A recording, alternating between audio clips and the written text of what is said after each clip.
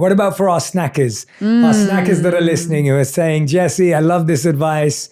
I can do that for my meals, but I'm a big snacker. Okay. And I turn towards, I mean, today, if you look at it, whether it's a protein bar, but I guess protein bars is such a common go-to snack, but they have really high sugar. It depends on the bar. Yeah. It really depends. So look at the ingredients always. And when you look at the ingredients list on the back of a product, they are ordered by weight. So if the first ingredient says sugar, that means sugar is the most important ingredient in that product. And then they decrease, right, in weight. So if you see in the first 5 ingredients of anything, whether it's a protein bar or yogurt, if there's any type of sugar in the first 5 ingredients, then that product is dessert. Okay? So if it says That's such a great tip. And it doesn't have to say just sugar. It can say something like date puree, honey, dextrose, fruit juice concentrate. It has, in Glucose Revolution, I have the whole list, but manufacturers use lots of fancy words to not make it sound like just cane sugar. But actually, it's just cane sugar. It's all the same molecules, right? Yeah. So sometimes you could Your body's not telling the difference, as you said. No difference. So that's for the protein bars. And then for the snackers, okay, I have a hack that's called putting clothing on your carbs. Anytime you eat carbs, so carbs being starches or sugars, make sure to never eat them naked. And by naked, I mean on their own. So never snack on just a piece of bread or never snack on just a cookie.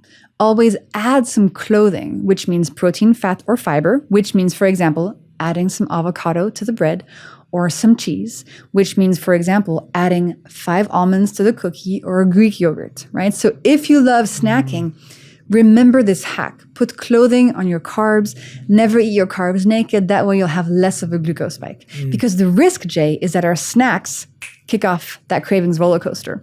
Because between meals, our stomach is empty. So same concept as for breakfast. You don't want to eat too much sweet stuff. Otherwise, it's going to make a big spike. And you're not going to feel very good 90 minutes later. This is actually genius. Like, if you're listening to this right now, none of us have any excuses to shift this around. Genuinely, I'm listening to you just going, thank you. Like, thank you so much, because I think it's so often when you're hearing about how to change your diet and your food, it just sounds so hard and so complex. And it feels like, God, where do I even start with this?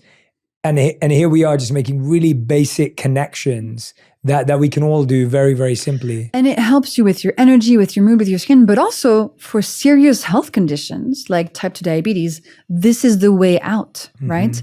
If you have type 2 diabetes, if one of your parents, grandparents has it, it can be quite challenging to know how to get out of it. And it can feel like either I have to go on this extreme diet and never eat carbs ever again, or I'll do this medication. And what I want to offer with these hacks is an easy way to take back some control over your glucose levels, because type 2 diabetes is reversible. It is not a genetic hereditary disease that you can't do anything about. You can improve it. I see people put it into remission every single week using this work in concert with their doctor, of course. But this is the kind of stuff that can turn your health around. And instead of getting sicker as you age, your health can improve as you age. And don't we all want that? Absolutely. That's the dream, you know? Absolutely. Yeah.